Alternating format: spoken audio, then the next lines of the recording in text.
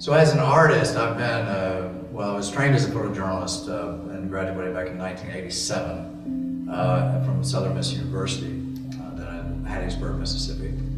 And I did newspaper and magazine work for several years, traveling down south. And just to make it a long story short, basically kind of hopped over to Portland, Oregon for a little while, did some PJ stuff there, moved to DC, and did some photojournalism work there. In 2002, I moved to Norfolk and started a business and actually did event photography and news photography. And in the meantime, I kind of wanted to give back to the photography community and began adjunct teaching at Tidewater Community College. I did that for about 10 years and eventually decided to go back because I knew that that's how I wanted to kind of end my career as a photographer, is to be a professor.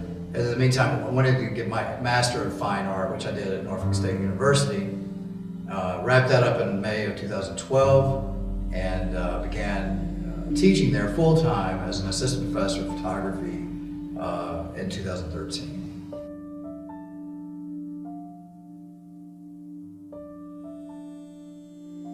So I guess comparing and contrasting between kids and environments, I guess I can compare the two by the elegance of it all. You know, people always think that children are a little bit difficult to deal with, and if I'm not telling them what to do, then they're easy to get along with, right?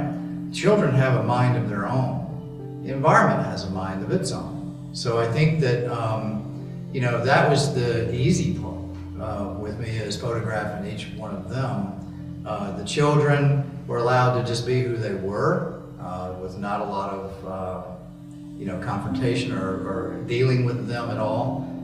And then I have no say as far as what the environment does. So I just get to photograph that as is, you know? So I guess there is kind of a comparison between the two. That development of a child and actually being in the environment helps their growth as a human being, so to speak. Is it more emotional for you to work with children or to work in the playgrounds without the children?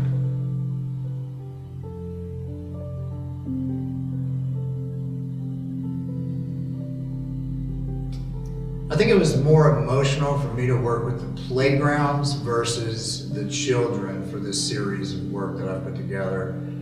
You know, whenever I was dealing with the kids, it was more about just capturing the moment of truth, so to speak. I think that it was, you know, the capture of them being who they were. So I was kind of in that moment a bit more, just waiting, kind of back in my photojournalism aspect of just waiting for that capture to happen, to capture that perfect moment, to actually portray what they were trying to portray to me.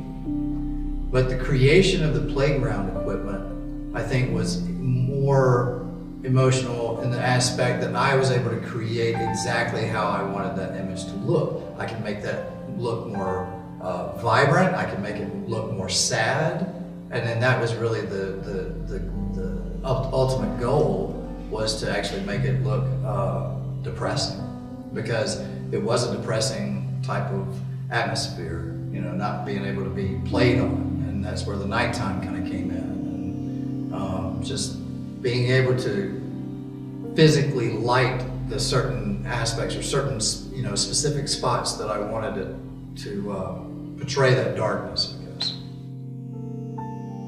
You know, as a photojournalist, I was always photographing things in front of me, the events that happened, death, destruction, fires, happy times, whatever. But as an artist, I was able to really dig deep into myself and find out who I was and what I wanted to portray with my photography and who I was as an artist. So whenever I look at inspiration now, I look at like Keith Carter, Sally Mann. Back in the day, you know, obviously I still love Henri Cartier-Bresson, godfather of actually modern day photojournalism, I guess, from France. I followed a lot of his work. So I really do a lot more research now than I probably ever did before.